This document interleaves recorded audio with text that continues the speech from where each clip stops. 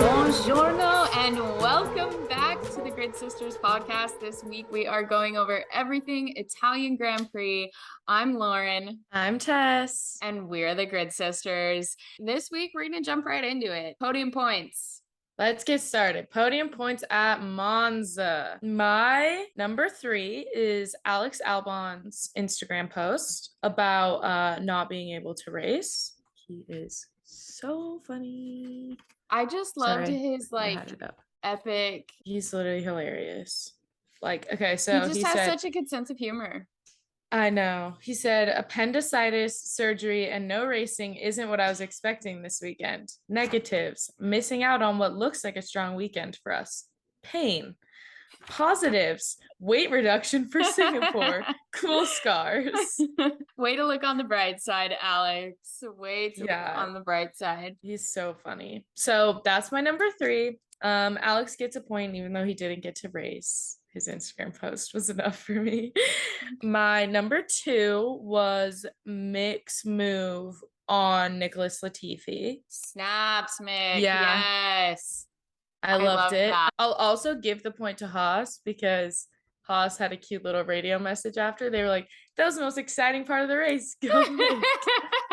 And then my number 1 is Nick DeVries getting to drive Alex Albon's Williams and putting it in the points for his debut, his F1 debut. How is this the second week in a row where I think our number 1s are the same? I know. Well, they're like best moments, so they really are. They really are. Okay, so for me, I had a hard time picking between my number 3.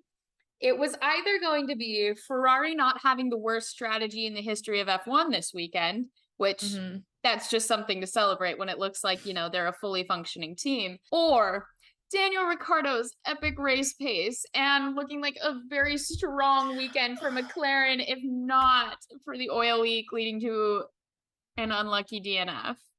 Dude, I'm torn between the two, but I think I'm giving it to McLaren. Now, my second is a pole for Charles in Monza. The Tifosi are happy. We're happy. Everyone wants to see it. And it was a deserved podium. It was an earned podium. It was not a podium due to grid penalties. So no, because he got it before grid penalties were applied. Exactly. So everyone can suck it. Yes. So very good job for Charles.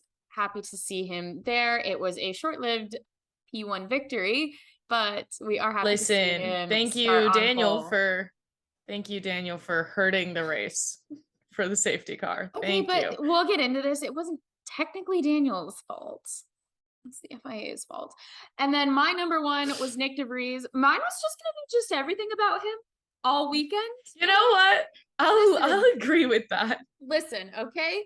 He has such a good attitude everywhere he is. He's in there for Aston Martin. He spent the first half of his lap doing aero testing for them. So yeah, it's a good F1 practice. But then can we also just talk about his performance? After getting a call at, I think what was probably 8 a.m. from Williams, he's sitting in the Mercedes garage. They're like, yeah, you need to get down here. You're racing in Alex's seat this weekend.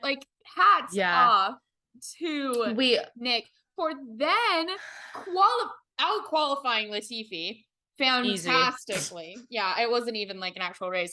And then literally putting Latifi to shame in the race. I don't even remember where Latifi ended up finishing. I think Latifi ended up finishing last of the cars. Not surprising. Nick DeVries literally finished that race and was like, guys, my shoulders are dead. I can't feel my arms. He needed to be helped out of that car and still placed higher than Nicholas Latifi. Someone please replace him. I don't normally condone this type of behavior in an F1 team, but if we could pull a Gasly Red Bull situation on Latifi and just say, yeah, this isn't cancel working the out contract. Take get Nick him out DeVries. Of there. Get him out of there, okay? Because Nick DeVries and Alex Albon on a team together, could you imagine? Dude, it would be a midfield team. Williams would not be a back good up the midfield team. Yes. Because as much as it's the car, dude, it's the driver too. And we can't forget that. And we consistently see Alex outperforming Nicholas Latifi, and not even, I need to stop with the Nicholas Latifi slander, but yes, short story. Yes. So going back through, that will be a point for Daniel and a point for McLaren, because technically the oil leak isn't their fault. It's fluke accident. And they also looked decently strong for the rest of the weekend too, which is a highlight. We are still McLaren fans, even if they did our boy Daniel a little dirty. Okay. I know. But like then they'll drop like a Daniel merch collection. I'm like, we're all really confused Everyone's confused how to feel. Then we have a point for Charles. Do we give one to Ferrari for that? Maybe we give one to Ferrari because it's Monza. Yeah. Okay. I agree with that. I agree with that sentiment. Point for Charles, point for Ferrari because they didn't completely F up the weekend. And then Nick DeVries, we will be making him his own section of Podium Points. Because I believe he also got an honorable mention last week for his cheeky little wink at the camera. Yes. So Nick DeVries, Charles effect. In the hopes that he replaces Nicholas Latifi, we will maybe replace Nicholas Latifi in our Podium Points. Look, at least what are the odds of you or I giving Nicholas Latifi Podium Points? Slim to none. -10. What are the odds we meet Nicholas Latifi? Higher than that, and that scares me. Okay, Tess is hinting at a surprise we have coming a little bit later. We'll get to that in just a second. Okay, so points for Nick DeVries. He gets a point. Well, Williams gets a point because we actually saw pace out of Williams this weekend. And Nicholas DeVries, obviously. Or Nick DeVries gets a point. Not Nicholas. Nick DeVries gets a point. Switch the Nicks. Daniel.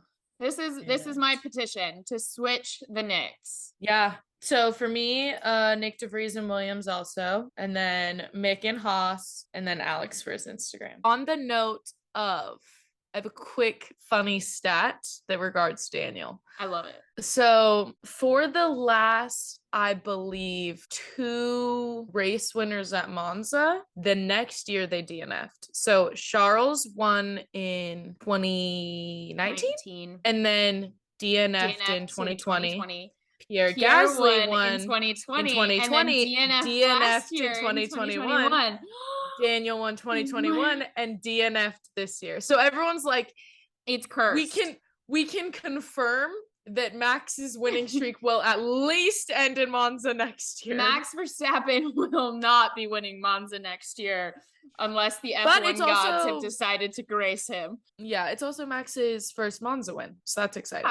That was exciting. And he's won so frequently that it's kind of hard to be like, I guess like we forget that like there is exciting wins for him. Yeah. Well, and here's the other thing too. It's not like he won from the back of the grid. He won from like 6th, which was really like 4th because he got such a good start over everyone else that he was literally in 4th. Lando didn't move. Yeah. I don't know what happened. But Danny Rick, back to the Daniel Ricciardo. He was in 3rd. That man was on fire. That was golden era Danny Rick that we saw at the beginning of that race. And it was phenomenal. I loved it. I was like, yes, Daniel, go. You've won this race before. Go, bestie, go. The one time I've been cheering for George to fail. Yeah, that is new for you. I was like, but listen, I understand. George, you can take 2nd. Just let Danny win. My dream result would have been either like a Charles win with Daniel and Lando on the podium. Yeah. Wasn't gonna happen, but that was my dream result. Or we have a switcheroo of last year and we have Lando win and Daniel 2nd. I think never gonna happen. I think my dream podium would have been Daniel, George, and Seb because it's Seb's last year. And Seb DNF'd.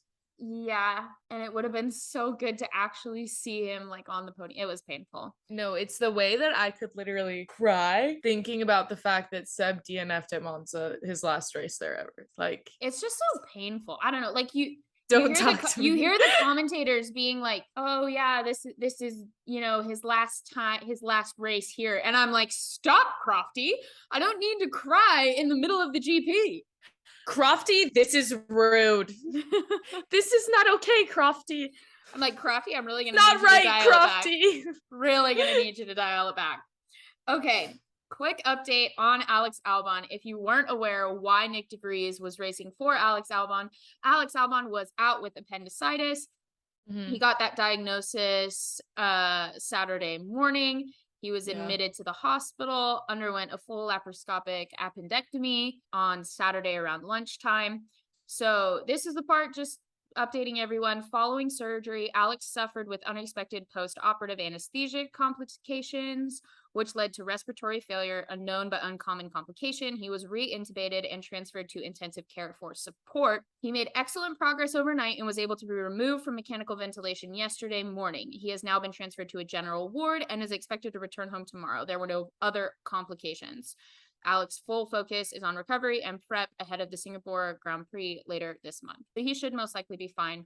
They are right. It's uncommon, but it is, not unheard of to have that host. That is literally bizarre to me that Singapore's in what? 2-3 weeks? I think 2 weeks. 2 weeks? 2 weeks? I think it's in 2 weeks. Mm-hmm. And he will have, as a person who has gotten laparoscopic surgery, and our dad just had his appendix removed. Just had an appendectomy. He just had this surgery. He was walking, holding his stomach for 2 weeks. What do you mean he's gonna get in a car and drive? To be fair, he said, I'll be back in my race car. This is no slander to Scott. We love you, Scotticus. Alex Albon's a little bit younger than Dad. And he might be in a little better shape.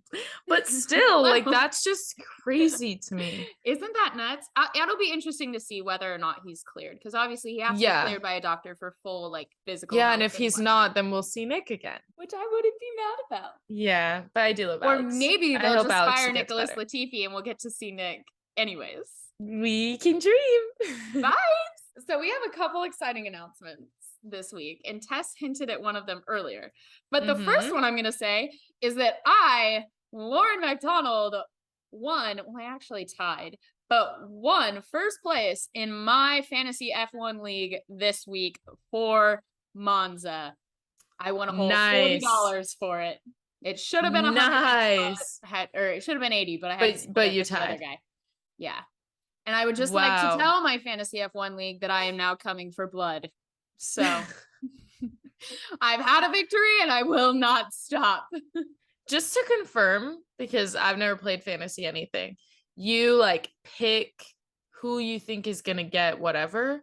No, so you pick do you do it by teams? No, well, kind of. So the way our league works is we have 4 tiers, and you pick one driver from each 4 tiers, and you get points based on how high each driver you pick in those 4 tiers finish. And then depending on your team, you get a point for every place that team moves up in constructors, but you get negative points for every place they fall on the grid at the end of the race. So I'm assuming you pick someone who has a grid with Max. Yeah, I did.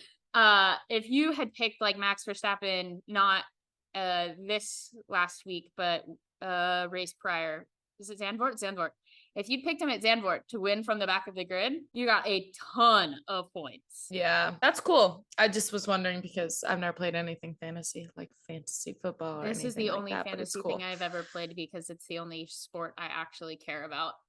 That's not completely true. I enjoy watching Premier League, and I'll watch basketball with my husband. But to me, F1 is the most interesting sport. Agreed. It just takes way more than other sports.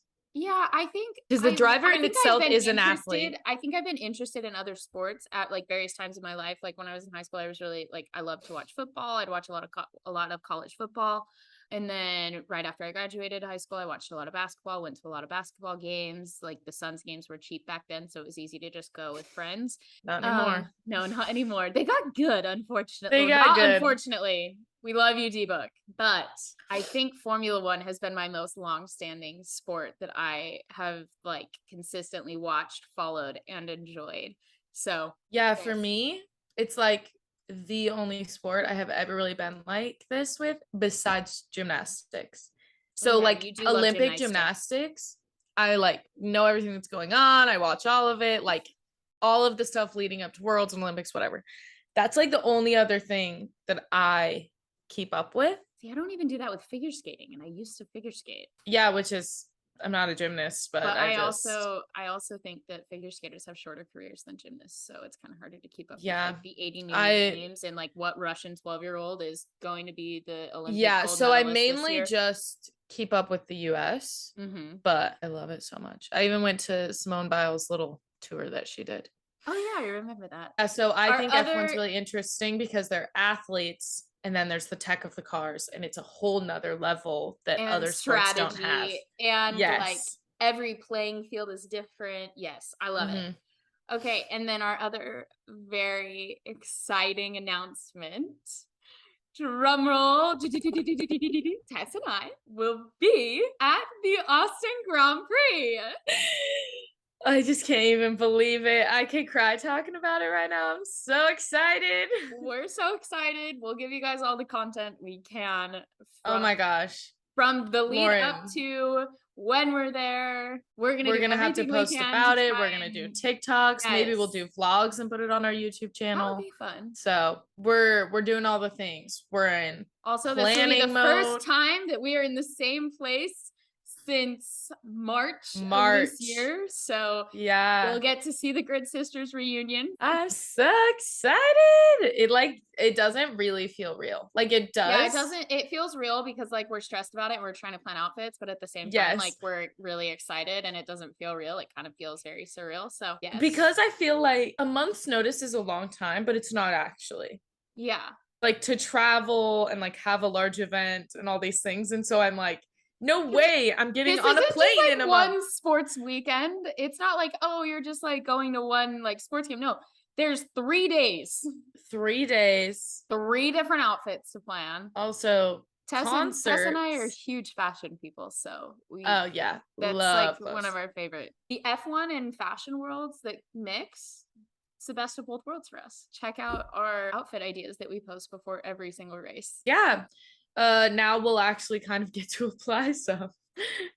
That'll be exciting. It is. It's gonna be so exciting. I'm so excited. I know, me too. Like I'm so excited I almost can't think about it. You know? Let us know like, if there's any content that you guys want to see, if there's anything that we can do for you while we're there. You let us know. Now, without further ado, race weekend wrap up. Let's get into it.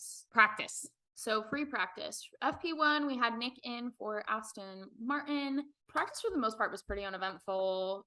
Nick he was playing all the teams. He was Well, so it's funny. They actually were talking about this a little bit in qualifying. There's very few. They do exist. So he's not the only person ever to have done this. But there's very few drivers that have driven for 2 different teams in a one weekend. Well, like practiced in one car and then qualified and raced in another. So my question: when George drove for Lewis, did he drive the whole weekend? Yes, I believe so, because Lewis had COVID all weekend. Qualifying was interesting. It's actually interesting to see everyone go when you know people are getting grid penalties and to see who's helping their teammate, who's not helping their teammate, who's accidentally knocking their teammate out of qualifying.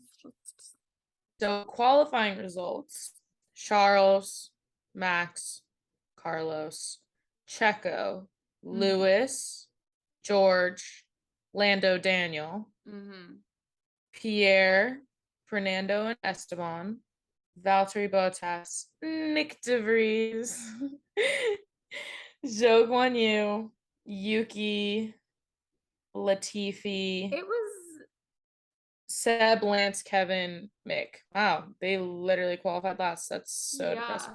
But then it didn't really matter because the top, it all shifted up. So Charles, George, Lando, Daniel was like the first 2 rows. And then Max got placed in 7th, right above Nick DeVries.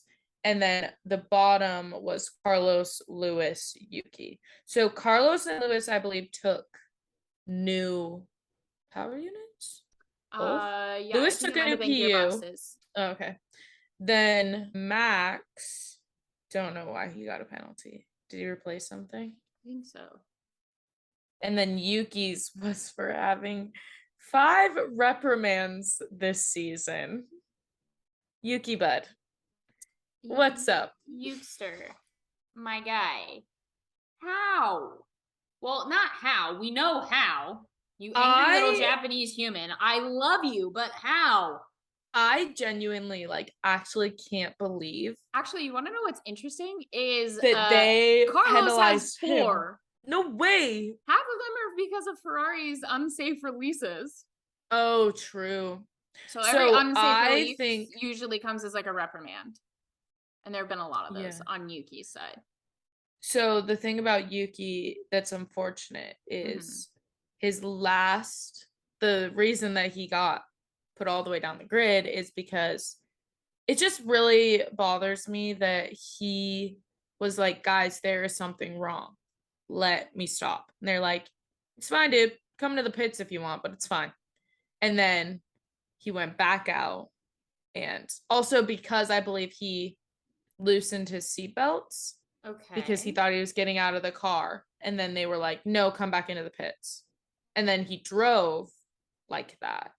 And then they went in and they were fastening his seatbelts in the pit. I believe they put on different tires or something. He went back out and then his car was busted. And so they're like, that was unsafe. That was not okay, whatever. So listen, Ferrari is the ultimate like gaslight gatekeep girl boss, but AlphaTauri really gaslit Yuki there. Yuki's like, there's something wrong. They're like, no. And then he went into like all the stuff after and was like, I guess in the data it didn't show anything. We're like, Yuki. Other drivers, here's the thing, other drivers are often given the like, I guess, final say so of being like, something is wrong with the car. I can feel something is wrong.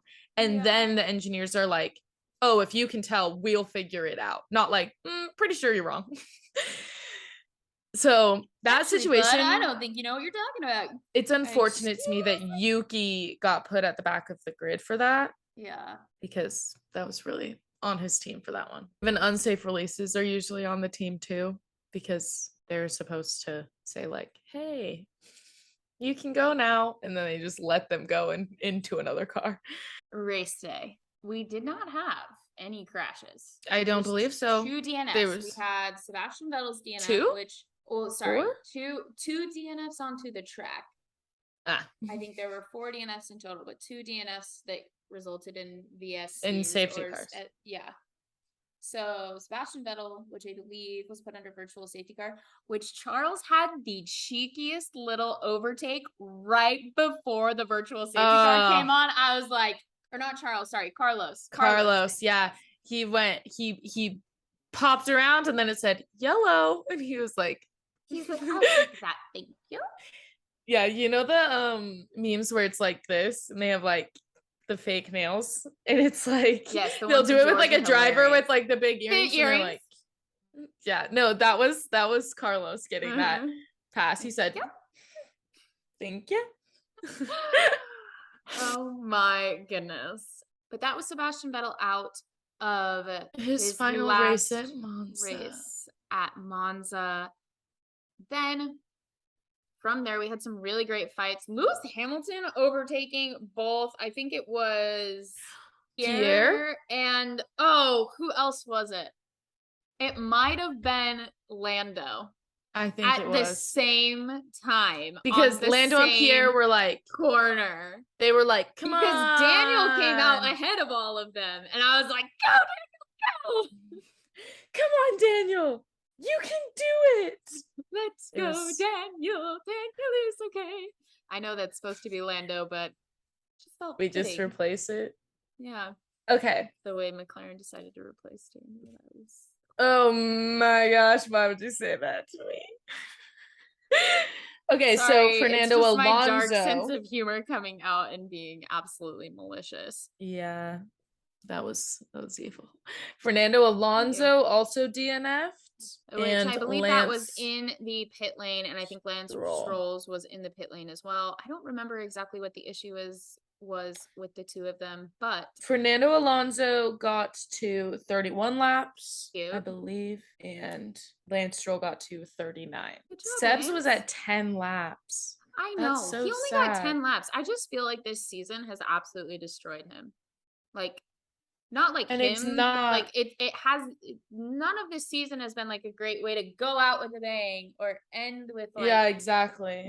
these It's happy really like moments. Like in it's that way, it's really sad. yeah, yeah. So then we obviously have Daniel DNF, but we'll get there. We have Mick doing a little overtake on Nick DeVries, like I talked about in my podium points. He also had like a lockup in the middle of his overtake And still pulled it off. I was like, go, yeah, bestie, go. it was nice. And then I believe he lost the position again. Yeah, I think he did. But you know what? But Good he pulled racecraft, it Mick. off. Good Yeah. racecraft. We're Beautiful, proud of Mick. you. We're Mick, proud we of love you. Like we're literally like, you know, I just Chris Jenner being like filming everything. Us with Nick or Mick, we're like, go Mick, yay, do the overtake. You're doing great, sweetie. Exactly. Ferrari had decent pit stops. They called Charles in immediately after that virtual safety car was announced, which initially was great strategy, but it got green cleared flagged so fast. so fast that he did lose a little bit of that advantage. But good on Ferrari for calling him in, for trying to take that undercut. Like, that is a good strategy there. Good strategy. Ferrari, we know you're trying.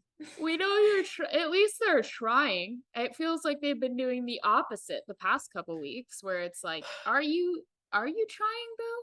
Listen, as a member of the Tifosi, this is a difficult season. Okay, I am a part of the Papaya Army, and as a part of the Tifosi, it's very hard.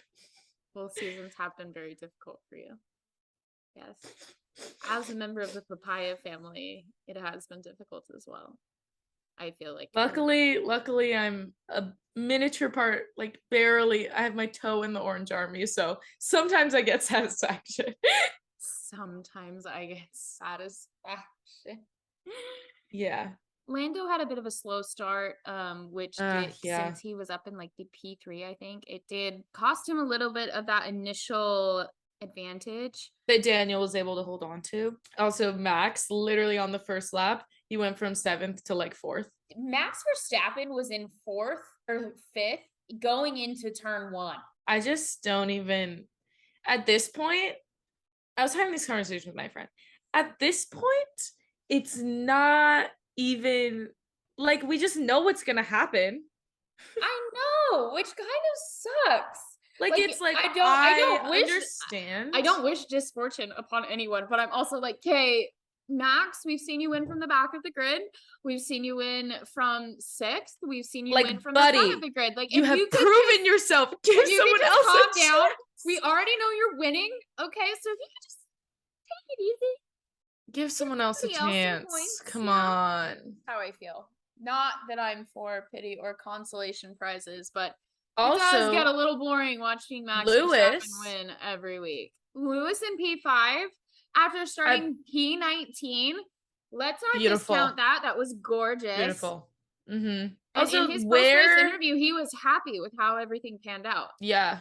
Also, Lando finished 7th, which honestly, like, Lando was unhappy about that, and he did say that he thought they had potential for a P5 finish, but part of me feels like that's maybe slightly unrealistic. I know they had issues with like a couple different issues. I think he had some launch settings that were off, anti-stall kept kicking in, like he had some issues.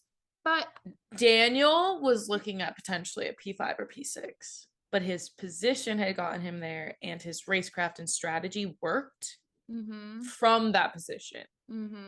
So there's potential that Lando could have been there too, but you have to consider Carlos was coming through the field, Lewis was coming through the field, and you had Checo. Yeah.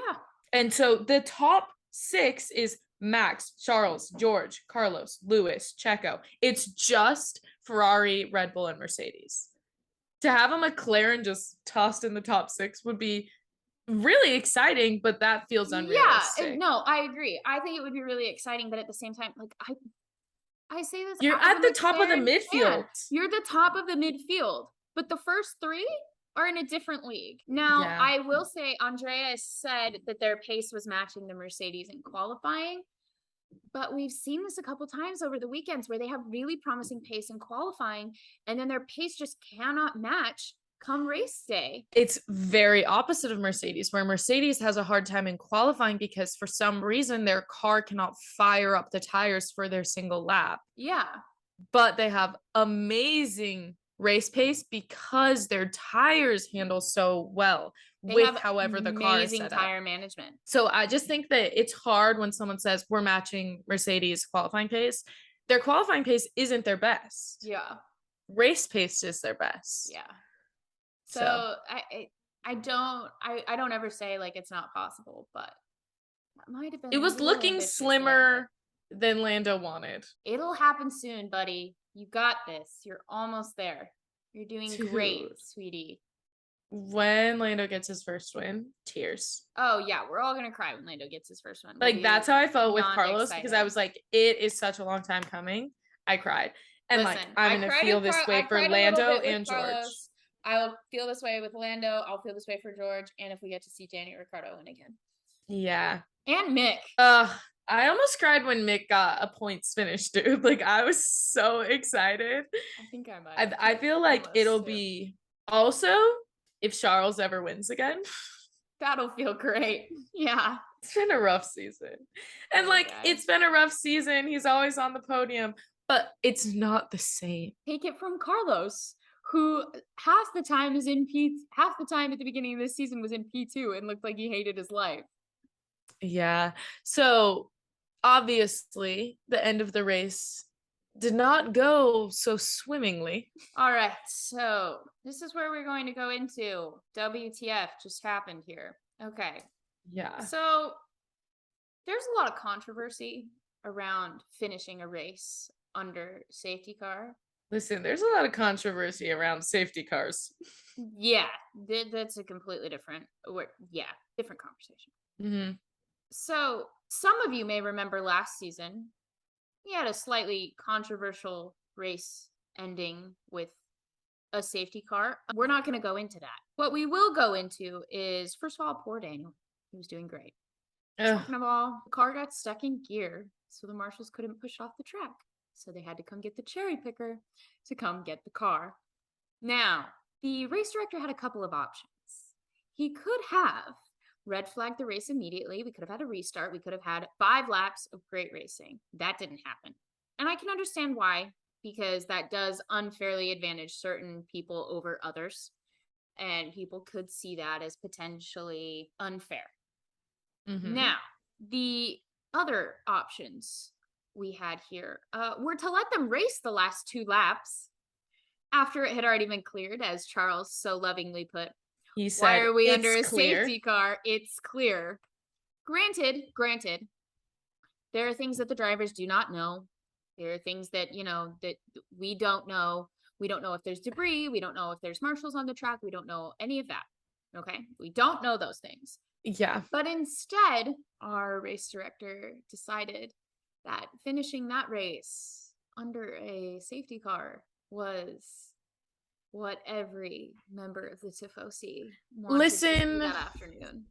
Listen. That man is lucky if he made it out of that racetrack alive. Yeah, he definitely had security. Because the boos, you could hear them on television. And the thing is people booing. So I know they turned down the crowd's mics because but people are saying they were booing Max. No, they were booing that they didn't get to race. There was no chance. That's because you cannot overtake under a safety car. Yeah. You've just nullified the last 5. Yeah, and everyone was on soft tires. It was going to be such a great last 5 laps. And what was the point now? There was it was decided before they crossed the checkered flag. As I was sitting on my couch at home, I was annoyed. So I can only imagine being a spectator in the crowd after, I don't know if anyone saw the videos of trying to get into Monza, but it was an absolute nightmare.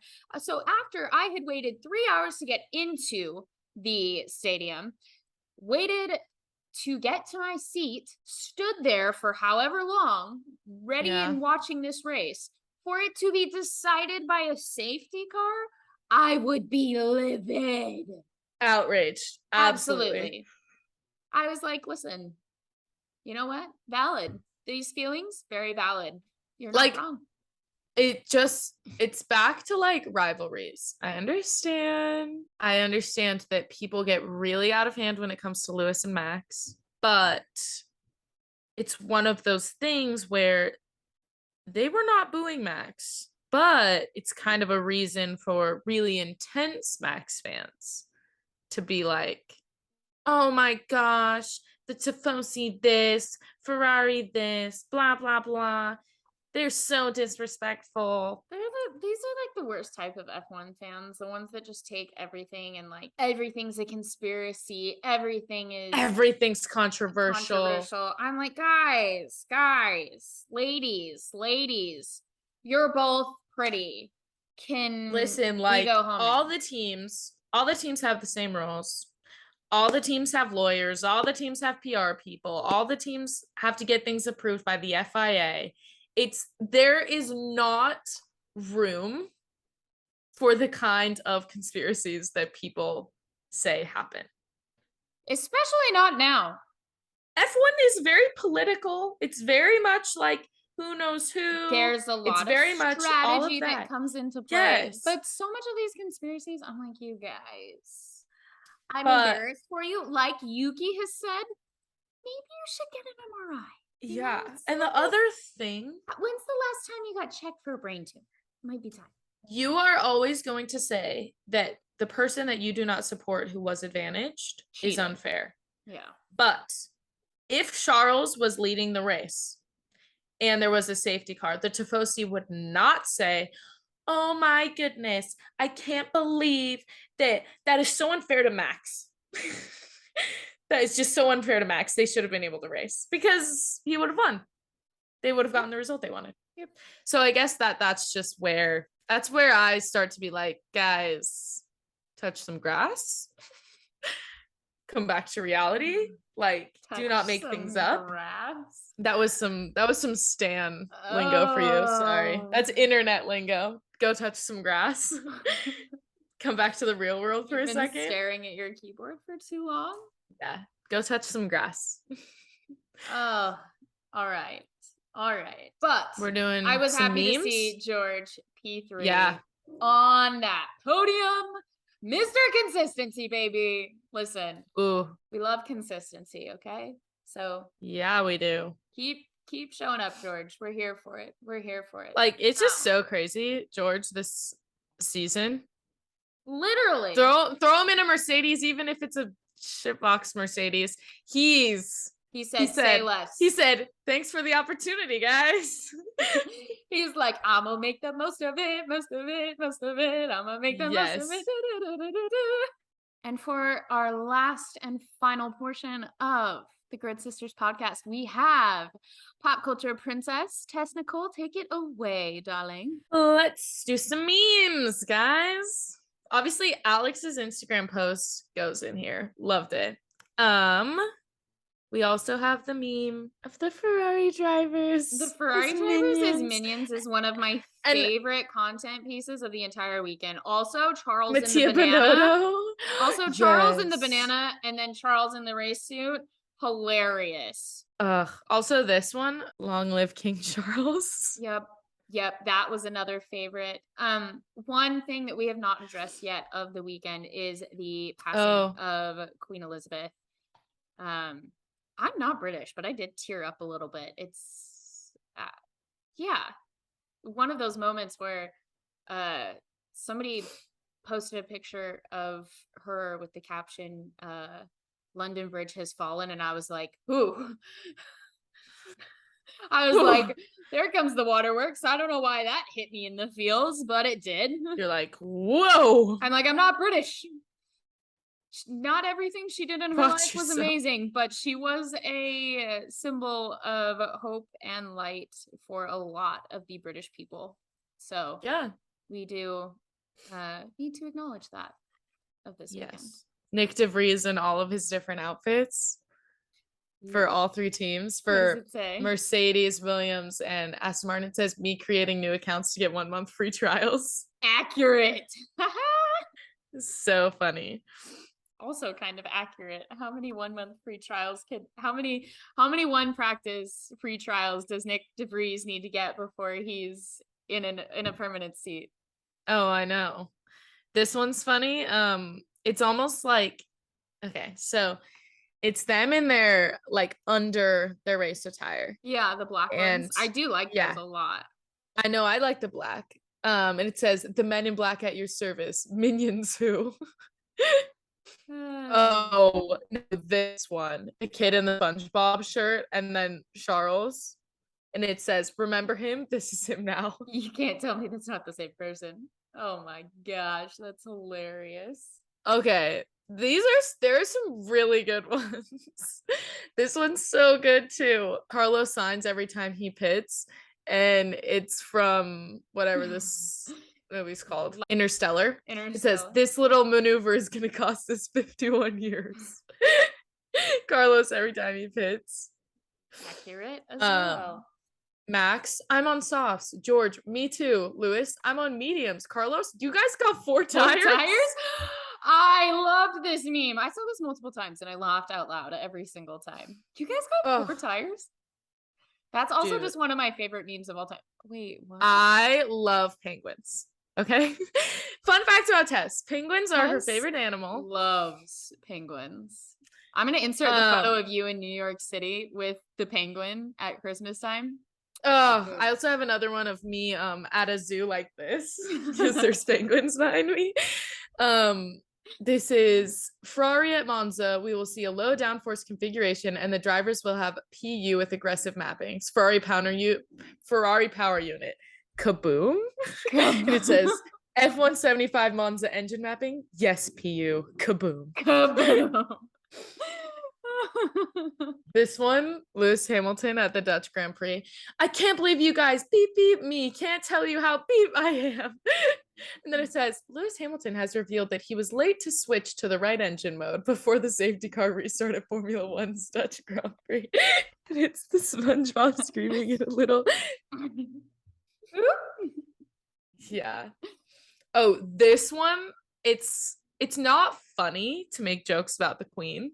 But this is slightly a good funny. Wait, if the Queen dies, can Lewis still drive this weekend? Because like he's knighted and all that. Great. Now they're gonna say Max killed the Queen. To be fair, she was 96. I know. When you realize this is the only Charles winning a title. Really? Like seriously. Okay. This might be my last one. Okay. It's a kid playing Uno. Love that. Leclerc on pole. And then it's someone across with all the +4s, and it says Ferrari about to screw him over in 2,000 ways. But they didn't this weekend. It wasn't Ferrari, it was the FIA. Yeah, the FIA screwed him over. It's just a rough, couple 5 races for. Really and on that bombshell. Yeah. All right, you guys, that has been another episode of the Grid Sisters podcast. We will see you in next week. We'll review some fun Tech Tuesday stuff for you while we have a break in between the Grand Prix. And following that, we will be back for the Singapore Grand Prix as well. Yes. Be sure to don't forget to follow us on Instagram. Check us out on TikTok, YouTube.